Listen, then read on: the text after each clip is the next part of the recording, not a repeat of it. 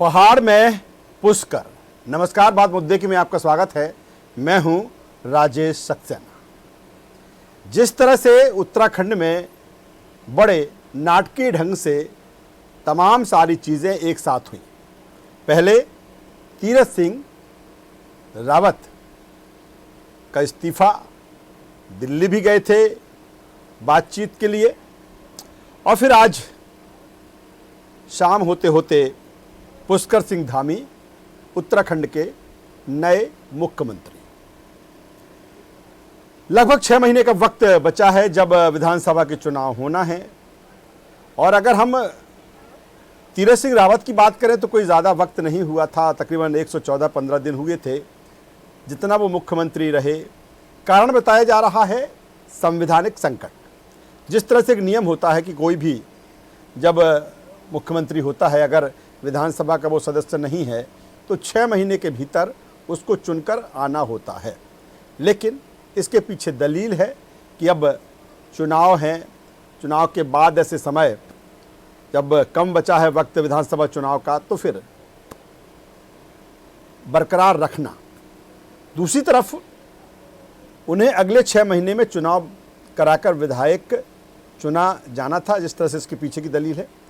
पर कोरोना काल के चलते चुनाव में हो रही दिक्कतों का हवाला देकर उनसे इस्तीफा लिया गया और विधायक दल के नेता के तौर पर पुष्कर सिंह धामी को नया मुख्यमंत्री चुना गया। हालांकि राजनीतिक जानकारों की माने तो इस्तीफा लेने की ये बात थोड़ी हजम नहीं हो रही है। इससे पहले ही प्रदेश में बीजेपी का चिंतन शिविर आयोजित किया गया था। 3 दिनों तक चले इस चिंतन शिविर के बाद ही तीरथ सिंह रावत को दिल्ली बुलाया गया था। आज तमाम इसी से जुड़े मसले पर हम बातचीत करेंगे, मसले पर और चर्चा करेंगे। लेकिन चर्चा शुरू करें, देखते हैं इसी से जुड़ी एक खास रिपोर्ट।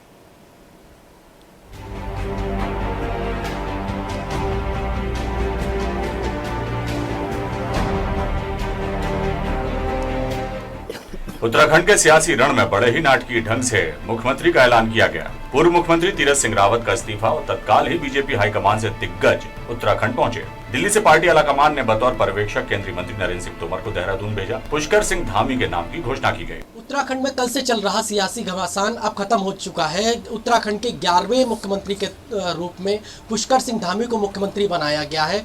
कुमाऊं से मुख्यमंत्री बनाया गया है, जो कि 2022 नजदीक है, और 2022 को लेकर के बीजेपी ने एक बड़ा कार्ड खेला है। चूंकि ब्राह्मण और ठाकुर कार्ड जरूर बीजेपी खेलती है, और 2022 को लेकर के बीजेपी ने ये कार्ड खेला हुआ है। इस सब के बीच बड़ा कारण बताया गया संवैधानिक संकट। प्रदेश में सीएम के पद के तौर पर तीरथ सिंह रावत को सीएम बनाया गया और उन्हें अगले 6 महीनों में चुनाव कराकर विधायक चुना जाना था। पर कोरोना काल के चलते चुनाव में हो रही दिक्कतों का हवाला देकर उनसे इस्तीफा लिया गया और विधायक दल के नेता के तौर पर पुष्कर सिंह धामी को नया मुख्यमंत्री चुना गया। हालांकि राजनीतिक जानकारों की माने तो इस्तीफा लेने की ये बात थोड़ी हजम नहीं होती। इसके पहले ही प्रदेश में बीजेपी का चिंतन शिविर आयोजित किया गया। 3 दिनों तक चले इस चिंतन शिविर के बाद ही तीरथ सिंह रावत को दिल्ली बुलाया गया और उसके बाद अचानक इस्तीफा। आखिर इस चिंतन शिविर में ऐसा क्या हुआ कि बीजेपी चिंतित हो गई और सीएम को बदल डाला? चलिए इसके राजनीतिक पहलुओं पर एक नजर डालते हैं। पुष्कर सिंह धामी प्रदेश के युवा चेहरा है। युवाओं में पुष्कर सिंह धामी की अच्छी पकड़ है। धामी 2002 से 2008 तक युवा मोर्चा के प्रदेश अध्यक्ष भी रहे। धामी की अगुवाई में ही स्थानीय युवाओं को 70% आरक्षण मिला। धामी ने स्थानीय युवाओं को 70% आरक्षण देने की लड़ाई लड़ी। युवाओं को राज्य के उद्योगों में आरक्षण दिलाने में सफलता प्राप्त की। धामी प्रदेश में राजपूत चेहरा है। जाति समीकरण को साधने की कोशिश है। पुष्कर सिंह धामी आरएसएस और कोश्यारी के करीबी बताए जाते हैं। प्रदेश में अगले ही साल विधानसभा चुनाव होने हैं। ऐसे में पुष्कर सिंह धामी के नाम पर बीजेपी बड़ा दांव खेलने की तरफ बढ़ रही है। वहीं धामी युवाओं की पहली पसंद भी है। संघ के काफी करीबी माने जाते हैं। राजपूत समुदाय से आने वाले धामी राज्य के तेज तर्रार नेताओं में शुमार हैं और हमेशा विवादों से दूर रहे। पुष्कर सिंह धामी भ्रष्टाचार जैसे मुद्दों पर काफी जोर शोर से आवाज उठाते रहे हैं। ये तमाम वो पहलू हैं जिनके दम पर बीजेपी में प्रदेश में मिशन 2022 की तैयारी में जुटेगी। चिंतन शिविर के बाद ये फैसला काफी अहम माना जा रहा है। News world desk.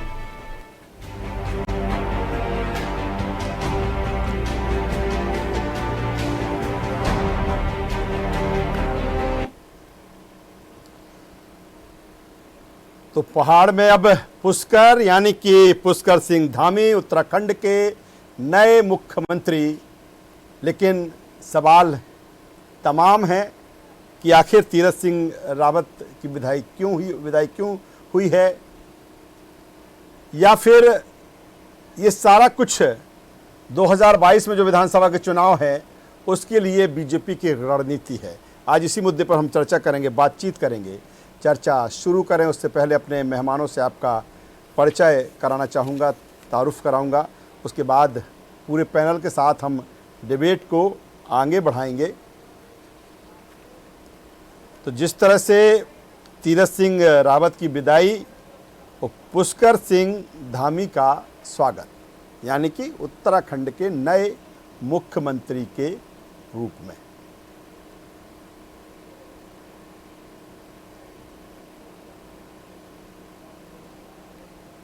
तमाम तरह के समीकरण देखे जा रहे हैं। विधानसभा चुनाव भी उसमें एक अहम कारण है।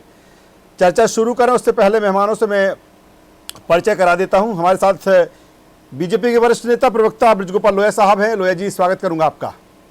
हमारे साथ में प्रदीप भट्ट साहब हैं, कांग्रेस के नेता प्रवक्ता। प्रदीप जी, आपका स्वागत करता हूं। हमारे साथ में हिमांशु पुंडीर साहब हैं, आपके नेता। हिमांशु जी, मैं आपका भी स्वागत करूंगा। अनुज अवस्थी हमारे संवाददाता हमसे जुड़ रहे हैं, उनका भी मैं स्वागत करूंगा। सबसे पहले मैं अनुज के पास ही आता हूं। अनुज, सबसे पहले संक्षेप में समझा दीजिए जो सारा कुछ घटनाक्रम चला और तमाम तरह के समीकरण की भी बात हो रही है, संवैधानिक संकट की भी बात हो रही है, और आखिरकार पुष्कर सिंह धामी अब उत्तराखंड के नए सीएम, क्या कहेंगे? जी बिल्कुल राजीव। पहले तो आपका मैं धन्यवाद कि उत्तराखंड को लेकर के कई ऐसे कयास लगातार चल रहे थे जी कि 5 साल में 3 सीएम बताया गया जी, 2 सीएम पहले बनाए गए और अब तीसरा चेहरा अपनाया गया है जी जी। तो क्या सबसे पहला सवाल ये होता है कि क्या बीजेपी उत्तराखंड की राजनीति में क्या एक ढोंग रही है कि इस तरीके से वो विकास की बात करती है, और 5 साल में 3 सीएम बनाना क्या बीजेपी को अच्छा मैसेज देना चाहती है उत्तराखंड को लेकर के? बीजेपी आखिर चाहती क्या है? मैं ग्राउंड जीरो से लगातार रिपोर्टिंग कर रहा हूं और उत्तराखंड की राजनीति में लगातार नजर बनाए रखता हूं। उत्तराखंड जब बना था उस समय नारायण दत्त तिवारी मुख्यमंत्री बने थे, और चूंकि वो कांग्रेस से मुख्यमंत्री थे और केवल उन्होंने ही उत्तराखंड में 5 साल पूरे किए थे। उसके बाद से उत्तराखंड में किसी भी मुख्यमंत्री ने 5 साल पूरे नहीं किए हैं। कहा जाता है कि जब निशंक की सरकार आई उन्होंने भी 5 साल पूरे नहीं किए, खंडूरी जी की सरकार आई उन्होंने भी 5 साल पूरे नहीं किए, नित्यानंद स्वामी की सरकार आई उन्होंने भी 5 साल पूरे नहीं किए, और अब जो घटनाक्रम चालू हुआ है बीजेपी को लेकर के, त्रिवेंद्र सिंह रावत को सन 2017 में बीजेपी ने मुख्यमंत्री बनाया। उसके बाद से लगातार 4 साल उन्होंने काम किया। काम करने के बाद चाहे वो विधायक हो चाहे वो मंत्री हो, सब उनसे नाराज चल रहे थे। मेरा एक संक्षेप में अनुज ये बताएं कि जिस तरह से कारण गिनाए जा रहे हैं, और सबसे बड़ा कारण अगर बीजेपी की बात करें तो वही है कि संवैधानिक संकट, यानी चुनाव कोरोना के चलते नहीं हो पाए, इसलिए धामी उनको हटाया गया, तीरथ सिंह रावत को, और धामी को सीएम बनाया गया। यही वजह? जी कुछ यही वजह है, क्योंकि संवैधानिक संकट था। लेकिन तीरथ सिंह रावत ने कुछ ऐसी बयानबाजी उन्होंने भी कर दी थी, चाहे वो फटी जीन्स को लेकर के हो या अमेरिका, उन्होंने कई ऐसे बयान दिए कि अमेरिका ने 400 साल राज किया। कुछ ये भी कारण हो सकते हैं। चलिए जो अहम बात आप कह रहे हैं उसी को बात को मैं आगे बढ़ाता हूं। ब्रजगोपाल लोहिया साहब हमारे साथ में, बीजेपी के वरिष्ठ नेता प्रवक्ता। लोहिया साहब, क्या यही वजह रही है तीरथ सिंह रावत की जो बयानबाजी रही हाल ही के दिनों में? हालांकि ज्यादा वक्त तक वो मुख्यमंत्री नहीं रहे उत्तराखंड के, तो पार्टी ने ये माना कि वही वक्त कम बचा है विधानसभा चुनाव के लिए, अगर तीरथ सिंह रावत बने रहेंगे तो मुश्किल हो जाएगी 2020 में। कारण यही? नहीं राजेश जी, मुश्किल होने का तो प्रश्न ही नहीं है। जितने दिन 10 मार्च को माननीय तीरथ सिंह रावत जी मुख्यमंत्री बने उत्तराखंड के, उसके बाद उन्होंने बहुत सारे काम किए और उन कामों को उन्होंने आज प्रेस कॉन्फ्रेंस करके जनता के सामने भी रखा। और कल केंद्रीय नेतृत्व का कल रात 11 बजे इस्तीफा देने के तुरंत बाद उन्होंने आभार भी जताया। स्थिति केवल एक है कि संवैधानिक संकट वहां खड़ा हो गया था। ये अपेक्षा थी कि वहां शीघ्र चुनाव हो जाएगा, परंतु कोविड के चलते चुनाव संभव नहीं हुआ और अब चुनाव आयोग वहां चुनाव नहीं कराएगा, क्योंकि वहां फरवरी में मार्च में चुनाव तय हुए हैं। इस स्थिति को ध्यान में रखते हुए कि किसी तरह का संवैधानिक संकट खड़ा न, अपने 110-15 दिन के कार्यकाल में तीरथ सिंह रावत जी पर न तो एक भी आरोप है, न विपक्ष उन पर उंगली उठा पाया, न पार्टी के भीतर से कोई चर्चा थी, परंतु जो संकट था संवैधानिक, उससे निजात पाने के लिए पार्टी ने ये निर्णय किया। और चूंकि भारतीय जनता पार्टी एक लोकतांत्रिक राजनीतिक दल है, इसलिए विधायकों ने उन्हें अपना नेता चलिए लोया साहब, मैं सोचता हूँ जो जितने भी हमारे मेहमान हैं, एक एक बार सबके साथ में मैं जल्दी जल्दी पहुंच जाऊं। हमारे साथ में स्क्रीन पर हिमांशु पुंडीर जी दिख रहे हैं। आप आम आदमी पार्टी के नेता हैं। हिमांशु जी, किस तरह से इस बदलाव को देखते हैं, क्योंकि सवाल इस बात को लेकर खड़े हो रहे हैं कि 5 साल में 3 मुख्यमंत्री, ये क्या विधानसभा की जमावट, या फिर आप किस नजर से देखती है? भाजपा ने शुरू से उत्तराखंड की जनता को छला है। इस उत्तराखंड को बने भी 20 साल हो चुके हैं और आज भी हमारा उत्तर प्रदेश पिछड़े हुए प्रदेशों में गिना जाता है।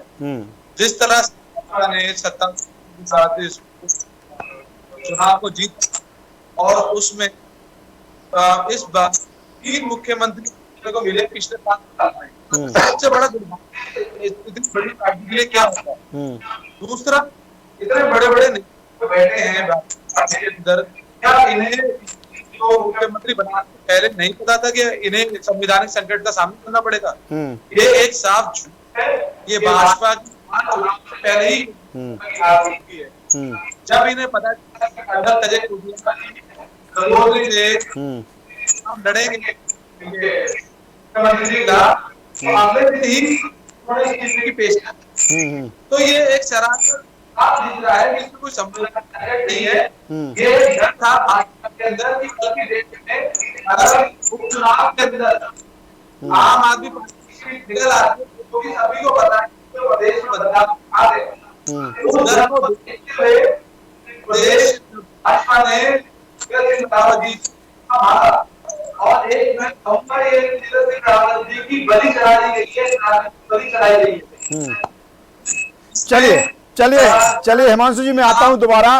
और हमारे साथ में प्रदीप भट्ट साहब भी जुड़े थे, लेकिन अभी स्क्रीन पर वो हमें नजर नहीं आ रहे हैं। मैं अनुज के पास में आ जाता हूं। जी मैं आता हूं, मैं पुंडीर जी मैं आपके पास में आता हूं, मैं अनुज के पास में आ जाता हूं। अभी अनुज, तमाम सारी खूबियां गिनाई जा रही हैं पुष्कर सिंह धामी को लेकर कि वो युवा चेहरा है, भ्रष्टाचार का कभी इनके ऊपर कोई दाग नहीं रहा, तेज तर्रार ये नेता हैं, युवाओं का प्रतिनिधित्व करते रहे हैं। क्या एक यही वजह है, जातिगत समीकरण के एंगल से भी उनको देखा जा रहा है, नापा जा रहा है? तो ये तमाम सारी चीज़ें हैं जिसका बीजेपी 2022 में फ़ायदा लेना चाहती है, और यही कारण है कि तमाम सारे नाम चल रहे थे, लेकिन मोहर लगी पुष्कर सिंह धामी पर।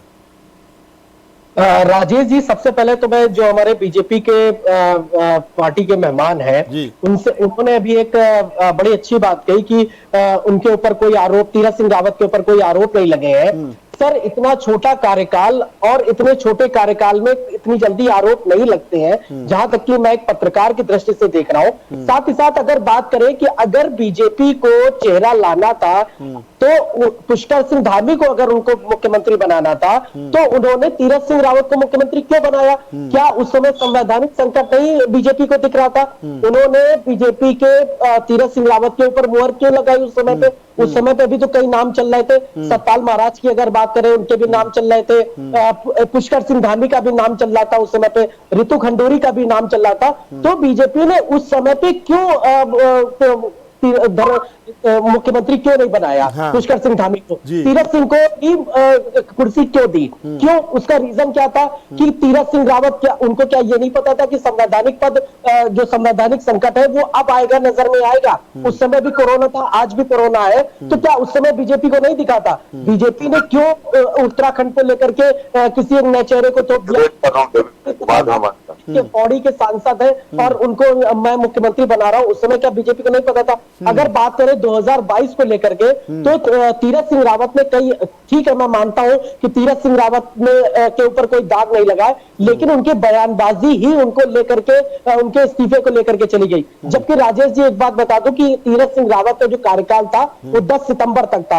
अगर बीजेपी चाहती तो क्या उपचुनाव नहीं हो सकते थे? क्या बंगाल में चुनाव नहीं हुए? क्या और जगह पे चुनाव नहीं हुए? क्या उत्तर प्रदेश में पंचायत चुनाव नहीं हो रहे हैं? अगर बीजेपी चाहती तो ये फिर से उपचुनाव करा सकती थी। या संविधान में ये भी नियम है कि अगर कोई मुख्यमंत्री, जिसको मुख्यमंत्री बना दिया जाता है किसी व्यक्ति को, वो अगर किसी सीट से नहीं लड़ पाता है तो कोई विधायक अपनी सीट छोड़ करके उसको अपनी सीट दे देता है चुनाव के उसमें, और वो वहां से विजयी घोषित किया जाता है। चलिए तमाम अनुज जिस तरह से आप बात करें, मैं सीधे लोहिया साहब के पास में आ जाता हूं। लोहिया साहब, ये अहम सवाल है जिस तरह से अनुज अवस्थी हमारे संवाददाता कह रहे हैं कि चुनाव हुए हैं, नो डाउट। अगर हम मध्य प्रदेश की बात करें तो मध्य प्रदेश में भी विधानसभा के उपचुनाव हुए, तमाम सारी जगह पर चुनाव हुए। और अगर हम बात करें तीरथ सिंह रावत की, तो इतना वक्त था कि चुनाव कराए जा सकते थे। तो जो ये कारण गिनाया जा रहा है, सवाल है इस बात को लेकर कि लगातार 3 दिन तक चिंतन शिविर चलता है, फिर उनको दिल्ली दरबार में जाते हैं वो, फिर वहाँ से सीधे आके इस्तीफा दे दिया जाता है। जिस तरह की चीज़ें अनुज गिना रहे हैं, कहीं ना कहीं क्या बीजेपी को लगता था कि ये इस चेहरा के भरोसे अगर हम जाएंगे 2022 में तो ये चीज़ें पॉजिटिव नहीं रहेंगी पार्टी के लिए? और यही कारण है क्योंकि अब पुष्कर सिंह धामी को लेकर तमाम तरह के चीज़ें उनको गिनाई जा रही हैं, लेकिन अनुज ने जिस तरह से कहा कि अगर ये चीज़ें थी तो पहले ही बना लेते उनको। देखिए राजेश जी, अनुज जी जो बात कर रहे हैं, मैं पूरी बात को गौर से सुन रहा था, परंतु भारतीय संवैधानिक व्यवस्था है, उसमें कुछ अधिकार हमें उन लोगों को भी देना पड़ेंगे जिनके पास वो अधिकार क्षेत्र में संवैधानिक रूप से आता है। देखिए, अगर राजनीतिक दल के अगर अपन बात करें तो संसदीय बोर्ड को यह अधिकार है कि वो नेता का चयन करे। और यदि विधायक दल के नेता को चुनना है तो विधायकों को यह अधिकार है कि वे किसे अपना नेता चुने। तो जिन्हें विधायक दल ने चुना और संसदीय बोर्ड ने उस पर मोहर लगाई, वो मुख्यमंत्री बने। अब ये इत्तेफाक है कि कोविड के चलते वहां उपचुनाव संभव नहीं हो पाया। अब जब चुनाव संभव नहीं हो पाया तो केंद्रीय आला कमान के पास इसके अलावा कोई रास्ता नहीं था कि उन्हें हटाकर उनके स्थान पर कोई दूसरा मुख्यमंत्री नियुक्त करें। एक बात ये तो एक संवैधानिक प्रक्रिया है, उसकी मैंने चर्चा की। अभी हमारे आम आदमी पार्टी के प्रवक्ता बड़े जुनून की आवाज में कह रहे थे कि भारतीय जनता पार्टी ने छलाया नहीं है। आप नहीं जानते भैया छल किसे कहते हैं?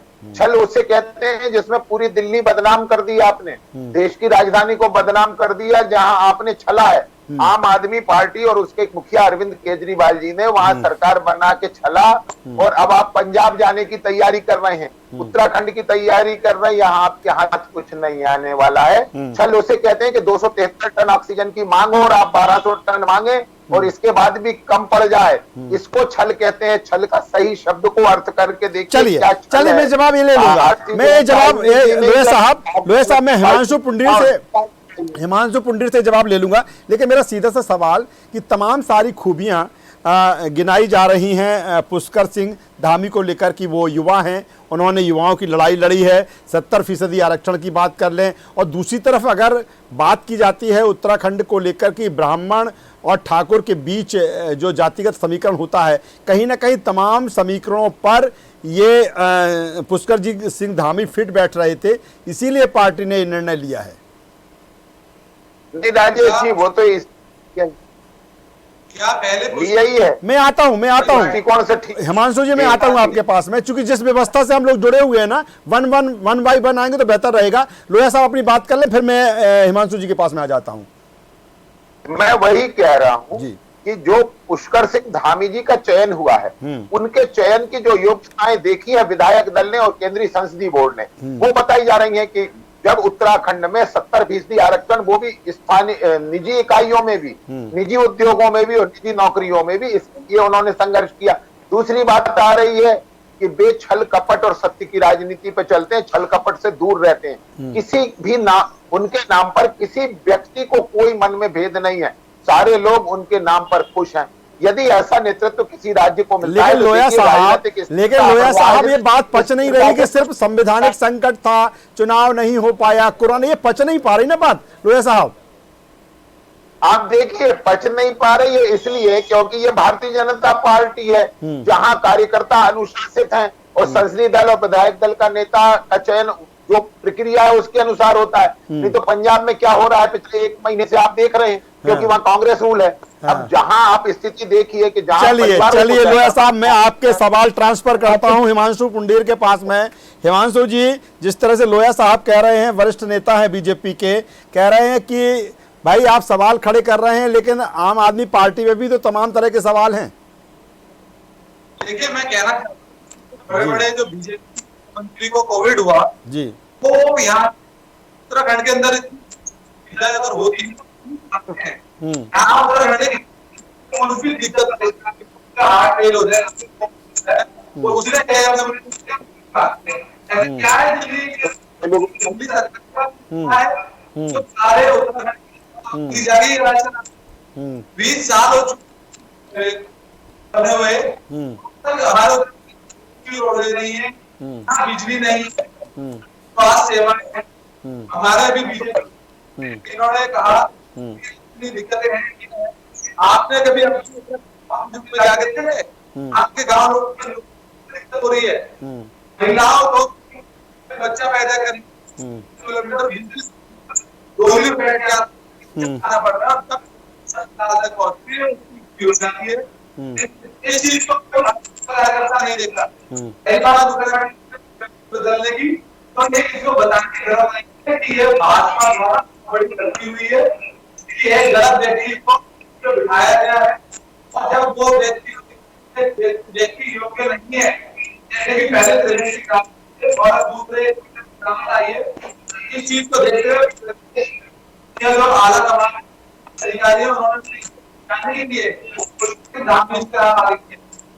चलिए हिमांशु जी, चलिए मैं एक बार फिर अनुज के पास में आता हूं। अनुज, अब सीधा सा सवाल इसी बात को लेकर है कि जिस चेहरे को बीजेपी लाई है, कितना भारी दिख रहा है ये कि नहीं पुष्कर सिंह धामी मुख्यमंत्री बने हैं, अब इन्हीं की अगुवाई में जो चुनाव है 22 के वो लड़े जाएंगे, या फिर कुछ स्ट्रेटजी है? जी बिल्कुल राजेश जी, जिस तरीके से आम आदमी पार्टी के प्रवक्ता हैं हिमांशु पुंडीर जी ये बात बोल रहे थे कि उत्तराखंड में स्वास्थ्य सेवाओं को लेकर के भी, क्या आम आदमी पार्टी अभी तक दिल्ली में थी, अब वो उत्तराखंड में उसने अपना वर्चस्व किया है? क्या आम आदमी पार्टी इन्हीं मुद्दों को लेकर के चुनाव लड़ेगी, शिक्षा, स्वास्थ्य और रोजगार को लेकर के?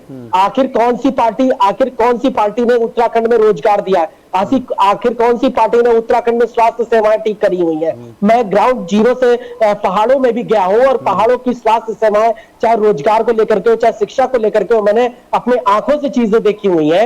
राजेश जी, मैं आपको ये बात बिल्कुल बताऊं कि सन अगर 2022 का चुनाव बीजेपी पुष्कर सिंह धामी के चेहरे पर लड़ती है, तो क्या त्रिवेंद्र सिंह रावत को हटाने का यही एक फॉर्मूला था?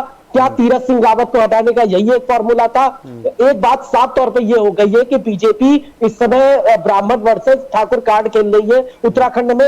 अभी तक की क्या था कि गढ़वाल और कुमाऊं, चूंकि कुमाऊं के जितने भी नेता है, विधायक है, वो लगातार नाराजगी कर रहे थे पार्टी आला कमान से कि आज तक कुमाऊं का कोई ऐसा विधायक जो मुख्यमंत्री क्यों नहीं बना। पहली बार नारायण दत्त तिवारी को बनाया गया था, उसके बाद आप कुमाऊं का जो दूसरा बनाया गया वो पुष्कर सिंह धामी को बनाया गया। क्या बीजेपी इन्हीं पे कार्ड खेलेगी? 2022 का चुनाव कितना अहम होने वाला है? कांग्रेस भी इस मुद्दे को लगातार उठा रही है। हरीश रावत ने भी, जो पूर्व मुख्यमंत्री हरीश रावत थे, उन्होंने भी इस बात को उठाया हुआ है कि लगातार जो दिग्गज नेता थे, अगर बात करें सतपाल महाराज की बात करें, हरक सिंह रावत की बात करें, सुबोध उनियाल की बात करें, जो दिग्गज नेता थे उनको बीजेपी पार्टी ने उनको हटा करके उनके चेहरे पे चुनाव न लड़ करके एक युवा चेहरे को उन्होंने मुख्यमंत्री बनाया। जबकि बीजेपी में, मैं बीजेपी की बात करूं, यहाँ पे भी कई ऐसे विधायक हैं जो 5 से 6 बार के लगातार सिटिंग विधायक रह चुके, उनको बीजेपी ने क्यों मुख्यमंत्री नहीं बनाया? क्या बीजेपी यहाँ पे कार्ड खेल रही, ब्राह्मण वर्सेस ठाकुर कार्ड खेलना चाहती है? क्या वो 2022 में कुमाऊं को साधने की कोशिश कर रही है? क्योंकि कुमाऊं लगातार विकास की बात जोट रहा है, कुमाऊं में लगातार विकास नहीं हुआ है। कुमाऊं के कई ऐसे क्षेत्र हैं जहां पे राजेश जी मैं आपको बता दूं कि रोडें नहीं है, सड़क नहीं है, करीब 10 से 12 किलोमीटर लोग पैदल जाते हैं। तो क्या बीजेपी पार्टी आज 5 साल होने जा रहे हैं, लगभग तीसरा मुख्यमंत्री बना चुकी है, क्या उन्होंने कितना विकास कर दिया? त्रिवेंद्र सिंह रावत को क्यों हटाया गया आखिर? फिर तीरथ सिंह रावत को हटाया गया, क्यों आखिर हटाया गया? क्या वो विकास नहीं कर पा रहे हैं? क्या उत्तराखंड के लोगों को वो रोजगार? चलिए अनुज चलिए इन्हीं सवालों को मैं आगे बढ़ाता हूँ। लोया साहब, 2-3 चीजें हैं जो अनुज जिस तरह से चर्चा कर रहे हैं। क्या पार्टी हाईकमान ने ये माना कि हम जिस चेहरे को भी लाए और जो एक डेवलपमेंट की एक दरकार, एक विकास की जो दरकार है उत्तराखंड को लेकर, वो उस विजन के हिसाब से काम नहीं कर पाए? दूसरा, अगर हम बात करें कि जब जनता के बीच में आप जाएंगे तो जनता तो ये सवाल करेगी लोया साहब कि आपने 5 साल में 3 चेहरे बदल दिए, जबकि ये कहा जाता है बीजेपी के लिए कि बीजेपी एक ऐसा चेहरा सामने लाती है कि जो कहीं ना कहीं स्थायित्व उसमें दिखे, काम करने का एक वर्किंग करने का एक समय उस चेहरे को, उस मुख्यमंत्री को मिले। दूसरी तरफ अगर बात की जाए कि जो मुद्दा होगा वो जो चेहरे लेके आप जाएंगे या फिर डेवलपमेंट को लेकर, हालांकि डेवलपमेंट को लेकर जिस तरह से कह रहे हैं बात अनुज की, डेवलपमेंट जो होना चाहिए वो नहीं हुआ, अभी भी दरकार है वहां पर। लोया साहब, ब्रजगोपाल जी, आवाज मिल रही है?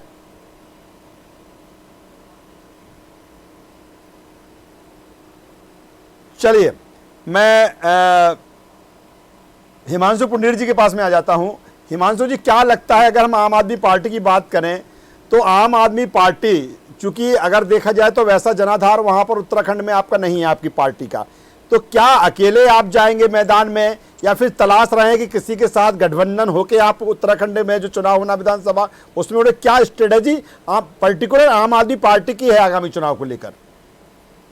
आम आदमी पार्टी विधानसभा में मजबूत प्रत्याशी सरकार बनाने जा, क्योंकि जनता देश है, जनता को जितना कांग्रेस मिलके लूटा है, इतना किसी कांग्रेस और भाजपा नहीं लूटा है।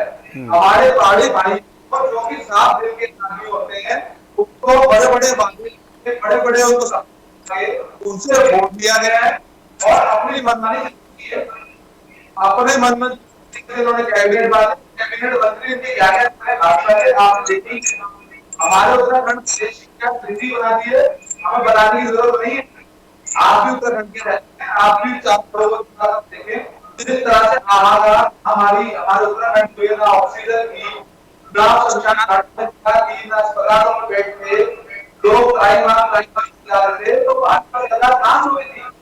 जब भाजपा को की दूसरी लहर आने वाली है तो भाजपा सरकार ने उत्तराखंड स्वास्थ्य के लिए क्या बनाए ताकि आम जनता को दिक्कत देखनी पड़े। चलिए, तो सवाल तमाम तरह के हैं, लेकिन बात बड़ी यही कि अब पुष्कर सिंह धामी उत्तराखंड के नए मुख्यमंत्री, बीजेपी यहां से एक तैयारी में है 2022 की, और तमाम सारे समीकरण जिन पर हम चर्चा कर रहे हैं वो कहीं ना कहीं समीकरण देखकर जिस तरह से कहा जा रहा है कि पुष्कर सिंह धामी को तमाम सारे नाम थे, उसमें उन्हीं को मुख्यमंत्री बनाया गया है।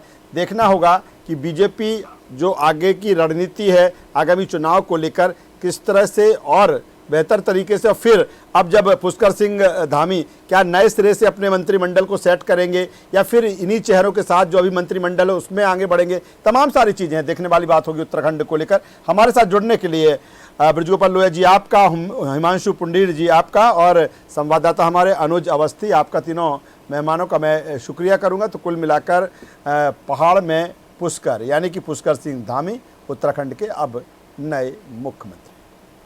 हमारी चर्चा में बस इतना ही। न्यूज़ वर्ल्ड पर खबरों का सिलसिला लगातार जारी है, बने रहिए हमारे साथ। नमस्कार।